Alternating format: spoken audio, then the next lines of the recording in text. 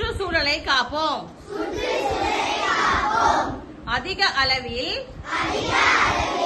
மாசு ஏற்படுத்தும் பட்டாசுகளை வெடிப்பதை தவிர்ப்போம். அதிக ஒலி எழுப்பும் பட்டாசுகள் வெடிப்பதை தவிர்ப்போம்.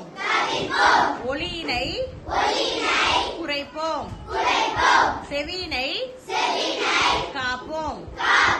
பட்டாசுகளை கவனமாகவும் விபத்தில்லாமலும் வெடிப்போம். பெரியவர்கள் உடனிருக்க பட்டாசுகளை வெடிப்போம். பட்டாசு வெடிப்பதற்கு முன்பாக பாத்திரங்களில் தண்ணீர், மணல் ஆகியவற்றை தயாராக வைத்துக் கொள்வோம். குடிசைகள், எளிதில் தீப்பற்றும் பொருட்கள்